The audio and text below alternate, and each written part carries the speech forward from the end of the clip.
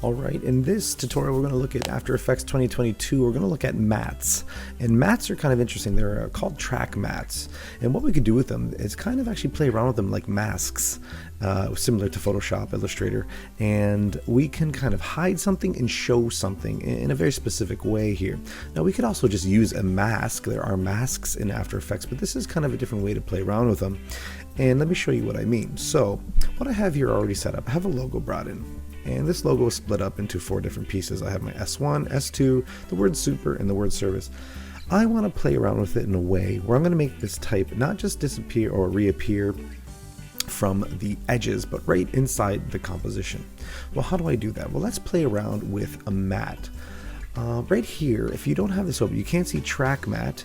You could toggle it on and off by clicking on the switch here. You could toggle switch modes on and off, or if you still can't see it, you could right click on the area here, go on columns, and if you click on modes, it'll show up. So let me bring my modes back, and there it is. So my track matte is what I want. Now I have a couple different options here when I click on track matte. Let's look at them first. No track matte by default, that's what we see. Alpha matte, alpha inverted matte, Luma matte, Luma inverted matte. Let's take a look. So how do we set it up first? Well, number one, it's going to be a relationship between 2 layers. One layer here, and then I'm going to make a shape layer. So let me just start with the shape layer. I'm going to click on the rectangle, and I'm going to make sure it's not a mask. If I had this selected accidentally and I clicked on that, I'm going to make a mask. I can see my cursor has the square and the circle next to it. That's going to make a mask for me. I don't want that. So I'm going to click off any layer. I'm going to click on my shape layer, and it's got the star next to the cursor. I'm just going to click and drag a shape. It does not matter the color. I'm going to click and grab a shape that is going to cover the word super. I wanted this to activate with super. So right now I have this black rectangle over top of the word super. Fine. So what I can do now, what I want to do to set this up, because the way these layers work, it has to be above or below, depending on what you want to do. I'm going to show you both. What I want is I want this layer to be the mask, more or less, of this layer. But the way it's going to interact is decided by which one I choose to click here. So right now it's above, and I want to call this the, I'm actually going to label these. You should always label your shape layers as well. Instead of you're going to have shape layer 1, 2, 3, 4, 5 to 100, it doesn't really matter. But we should, I'm just going to call this a matte, right, just for now. So what I want to do, I want this layer, the super layer, to interact with the layer above it. That is my shape layer, this black rectangle. Well, how do I do that? I'm going to click on track, and what I'm going to say to After Effects, I want to say, I want you to pull the information from this layer, the alpha, which would be the transparent pixels or the opaque pixels, all the different types of pixels. I want you to take the alpha of that channel and use it for this channel. Now that might not even make sense to you. That's okay, because we're just going to play around. You're going to see what happens. Right now everything kind of seems normal. Even though I clicked on alpha, it's an alpha matte. That's great. Well, nothing changed, but it did. Number one, the first thing that changed is I have these 2 little icons. These ones show me that they are connected this way. So this alpha is connected to this. Now notice when I clicked on alpha, I'm not able to make an alpha matte for service or S2 or S1. It has to be the matte or the layer directly above. That's how they interact. So this more or less is going to be the mask for this layer. And it kind of shows you there with those icons. The other thing that's going to happen is this layer is going to shut off. The visibility of that black rectangle, I could turn it back on, is going to shut off. And that's how it's going to actually work for us. Now it's still there, but it's kind of not there. Well, let's see what actually happens here. What I'm going to do, I want to make the super kind of like appear out of nowhere, appear not from top, not from outside of the composition, not from over here, not from over here. I just want it to appear maybe from up here, and it just appears. This is how we use the track matte. So let me show you what I mean. So I'm just going to create a little bit of an animation here. I'm going to click on my keyframe. I'm going to make a position animation, and I'm going to move this. I'm going to click on that. Okay, this is where it currently is. Watch what happens when I move the position around. I'm just going to use my y-axis. Well, nothing is happening. Oh, there I go. That is where my mask or my matte ends and begins. So if I go a little higher, oh, see, what is happening is that this matte layer is actually the mask for my super layer. So it's kind of in the way so I could see something and hide something, just like a mask works. So that's kind of what a matte does. So what I'm going to do, I'm going to position it up here. I'm going to move my CTI just a little bit, and now I'm going to bring it back down. Now I could have remembered the exact numbers I had originally, but I'm just going to kind of eyeball it there and say there it is. So now I have this kind of interesting animation where it kind of just appears out of nowhere. I could do an interesting little easy ease, F9, and I can kind of ease it in a different way or just slow it down in general just by extending the gap between the two keyframes. All right. Now let's go on and let's play around with the surface one as well here. So I'm happy with that. That's kind of how that worked. Now, what about surface? Let's do something interesting with surface as well. Let's make another rectangle. Remember, nothing selected. I'm gonna make another rectangle. I'm just gonna kind of cover over top of the word surface. Once again, it does not matter what the color is. I'm even gonna change it just to show you under rectangle, under fill, and the color, I'm just gonna change it to red. Doesn't matter because it's gonna shut off anyways. So there I go.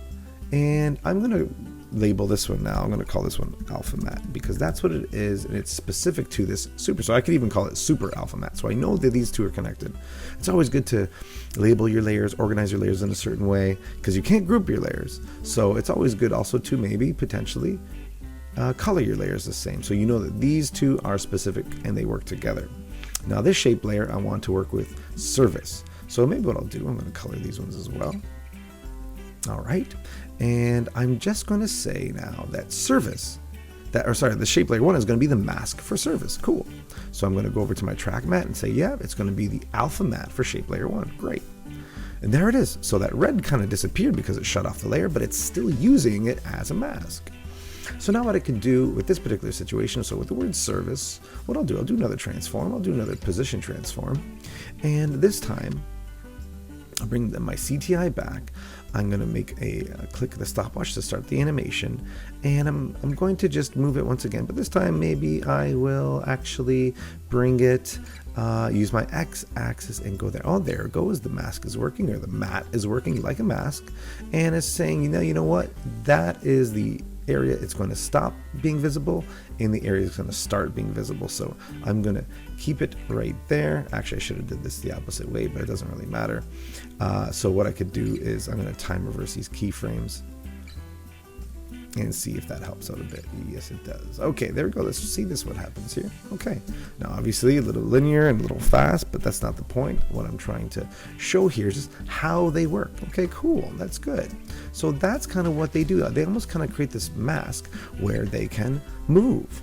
Well, let me show you something else here, because now, well, what if the opposite happened? What if I put my super on top of this matte that I created, the shape layer that I made? Well, let me do that and see what happens. So I'm going to bring this up. First, I'm going to shut this off to no track, no matte again, and they just have there. I have my shape there again, my shape layer. I have the word super. Let's actually put the word super on top of that. Now, the super is going to be the mask for Alpha Matte. Let's do that. Let's go to track matte and say, now I want the Alpha Matte to be for super. Great. Well, what just happened? Okay, well, now I can't see it because super is going to be the mask for Alpha Matte. So maybe I need to move my Alpha Matte. Maybe I need to move where super is. So let me bring down super, because remember, the axis is off a little bit because I had that animation. So let me bring it down. There it is. Okay, why is it black? That's interesting, because originally it was that blue. Well, that's because this is now, the word super is now the mask for this rectangle, the black rectangle. So if I change the rectangle to a different color, my fill, I'm just going to change it to, let's say, red. The word super is acting as a mask for the word, for the shape layer Alpha Matte. So I could move the Alpha Matte around. I'm going to do that right now. I'm going to use a transform, and I'm just going to move the position. And now, even though it seems like, oh, it's moving, the word super is moving, not at all. It's the shape layer that's moving, but it's moving inside. It's contained inside the word super. So that's how that is working as well. So even if you do the opposite and have the mask on top, the word is going to be the mask now. Now this is actually interacting with it inside. Okay, So that's how that works if we were to play with it in that regard. Now the other thing we could do as well is instead of just moving the transforming the word and moving the word, we could actually move the mask or the matte. Realistically is what it is. So I'm going to kill that one there. I'm going to bring it back to its original position, right about there. And obviously they're going to be off a little bit because I've been playing around with them. Let me try to bring this one back as well, right about there. And now what I'm going to do is I'm going to actually move the matte, not the word. So there's my matte. Remember, I should call this is matte for, this is the alpha matte. And I'm going to call this the service alpha matte. Okay. And now what I can do, because it's still the alpha matte, now what I can do is I'm going to play around with the matte and not actually move the word service. So let me play around with this transform here, and I'll play around with the position. And now what I'll do is I'll set a keyframe, and I will then move this over, set another keyframe, because that's where I want it to be. And I'm going to move this keyframe again now to somewhere else, it doesn't matter. So now I'm moving the mask part of the matte, or this whole situation, the matte, which acts as the mask. And now it's not the word I'm moving, it's the mask I'm moving. And now that just appears, it just kind of moves up. So we could actually animate either the mask itself or the thing inside, the content inside of the mask, or in this case, as we call it, a matte. So that's kind of how that can work as well. So once again, let me draw this a little bit more so we can get it really slow, and we can see how that kind of reveals itself. So there's a couple different ways to play with those. Pretty cool. Now what I want to show you, I kind of want to show you the opposite here of what these other ones do. So there's an inversion of each of these. I'm going to look at the Luma as well in a little bit.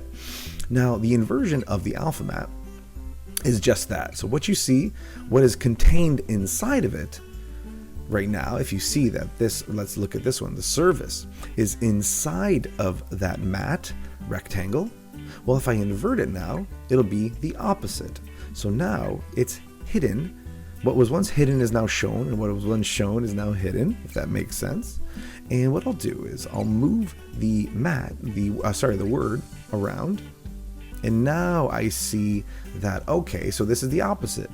What was once inside this rectangle, the matte, is now going to be hidden, and the opposite is going to be on the outside, is going to be shown. So we just inverted the mask. It just said what was shown is now hidden, and vice versa. So now you could use it kind of that way too, however you want to use it, but there's a possibility there as well. So really, I could actually say, you know what, I'm going to bring my matte down here, I'm going to move it, I'm going to move my matte here. Okay, great. I'm going to move my word service. I'm going to make that animation. I'm going to move my word service. Let's make an animation here. I'm going to bring it down there, and then when I bring it up, it's going to be revealed right there. But obviously my mask moved as well. It still has a animation on it, which I don't want, but I'm going to bring that down to cover up the word. All right, and that's it. So now the same idea, but I just inverted the mask or the matte to an alpha inversion, and that's how that works. So there's just quite a few different ways we could play around with this. Now I do want to show you the Luma Matte and the Luma inverted, but what I want to show you, it's a little trickier, not tricky, because what we do need to understand is the alpha matte works off of the alpha channel, which is the transparency of the pixels. So right now there are no transparent pixels. All the pixels themselves, you can see, are fully 100%. Now if I play around with them separately and bring down the opacity of them, you're just going to see less of the opacity of them, which is totally fine. The Luma, which is a little kind of, I guess, a short form for luminance or luminosity, it actually interacts with the brightness and darkness of the pixels above it, or how it is interacted that way. So instead of playing with the alpha matte, the actual transparency of the pixels, the Luma Matte plays with the brightness of the pixels. So the way I want to show you that is using actually a bit of a background here. So I'm going to bring in a picture Actually, I'm going to bring in a video because the video is kind of interesting. So I'm just going to click and drag and bring in this video. And for this, what I'm going to do, I'm just going to shut everything off because I don't need anything there because I'm going to start something new here. So there's my smoke movie that I have. And you know what? I like to stay nice and organized. I'm going to make a video folder and bring that in. And I'm just going to click and drag and bring that smoke video in, and there it is. All right. Fits nicely. There we go. So what I'm going to do, I'm going to actually type in the word smoke on top of that. And there I go. So now my smoke word type is on top of the, there we go, on top of the video I just added. Well, let me just play the video so you see what it looks like. There you go. So it is a motion. There is something happening there. Great. So I'm going to interact and play around with how this is going to work. Well, let's see what we can do here. Well, number one, the smoke video is below the word smoke. So if I play with anything, the word smoke is going to become that mask for the layer below it. So let's click on the track matte and say Alpha Matte. Let's take a look at that. Okay.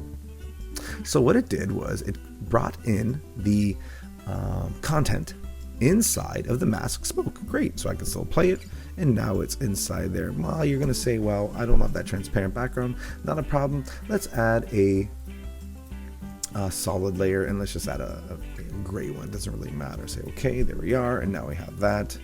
Great. All right. So it's picking up the alpha of the word smoke, which happens to be an all white word, I believe that I had there. It's all white word. Great. So it's just picking that up. Now let's do the opposite. Let's just see what happens. I'm going to double click on this, and I'm going to make it black. Nothing changed. Nothing changed at all because it's only picking up the alpha, which happens to be 100%. Well, let's change that. So what I'm going to do is I'm going to change the opacity and bring it down. So obviously what's going to happen, you're going to see less of it as we go. So we're going to see 21% of those pixels. All right, that's how that would work. Now let's do the opposite. Let's play around with the alpha inversion. See what happens there. Okay, so now what it does, it kind of punches it out. It knocks it out. Whatever was there is now not there. So it's the opposite. So obviously the background is there, and whatever's inside the word smoke is just the black word. Well, what happens once again if we play around with the opacity there? Well, once again, it would just either reappear, disappear. It's pulling from those pixels. All right, so we can kind of play around with that transparency there. Great. Now let's move it further along and let's look at the luminance of that, the Luma Matte. Okay. What happened there? So that's interesting where I have this smoke that's kind of acting like a mask. I have this video that's playing, but it's not really picking anything up. But what happens if I change the color? Let's double check, make sure the opacity is 100%, which it is. Let's change the color of this and see what happens. So what I'm going to be doing, I'm going to be changing the brightness and darkness of the pixels. So the Luma, being in Luma Matte, if I make it white, it shows up. So it's pulling from the white pixels, or the brightness of the word smoke. It's pulling those pixels and using that to interact with the video below, or the content inside. Even if I bring it over to a red, well, even this red has a value. It has a certain darkness and lightness to it. If I bring it all the way down, can't see it. Okay, that's okay. But what if I now, with it being black, I invert it?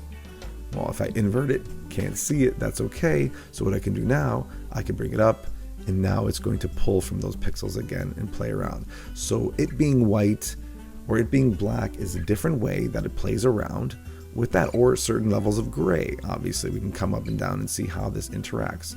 I want to go back to playing with the Luma Matte without the inversion and play around with those values as well. So it's picking up from the word smoke, the layer above, kind of like the mask of that layer.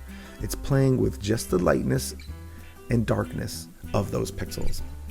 Now we could also still, of course, play with the opacity as well, like the alpha channel does, and still see how that interacts as well. So there's a lot of different ways to play around with this, which is a very interesting way to play with kind of masks but realistically they're mats, a track mat, and we can kind of really do something interesting here.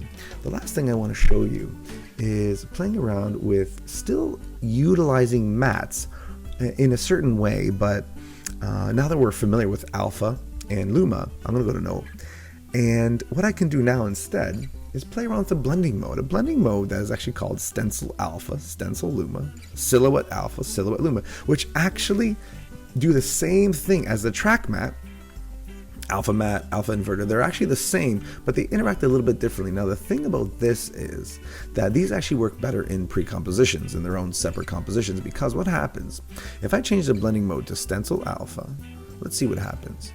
If I click this on,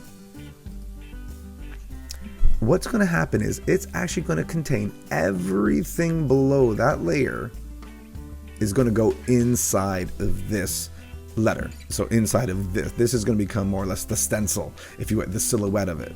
And that is kind of what happens. So even if I had the smoke, let's pretend I'm going to move the smoke over a little bit. So I'm just going to move it over here. If I can grab it here. Okay, so kind of what's happening there? That's kind of interesting.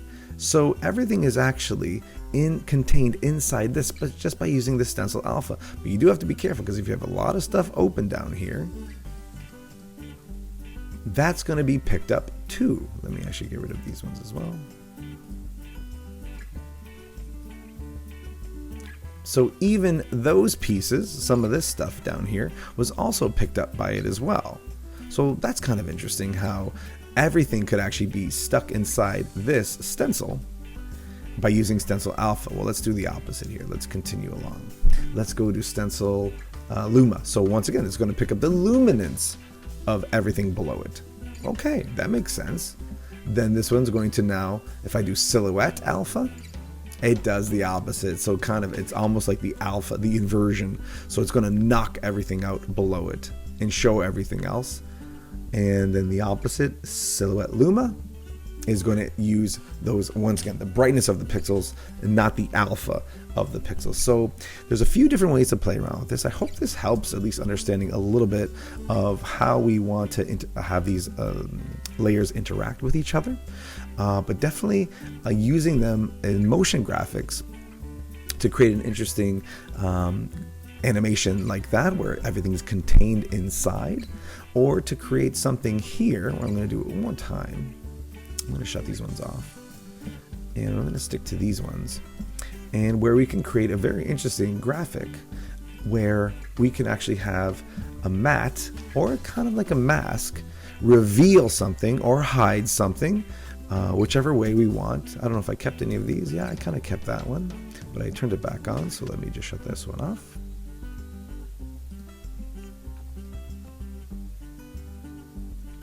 But I also got rid of what it was doing, Alpha Matte.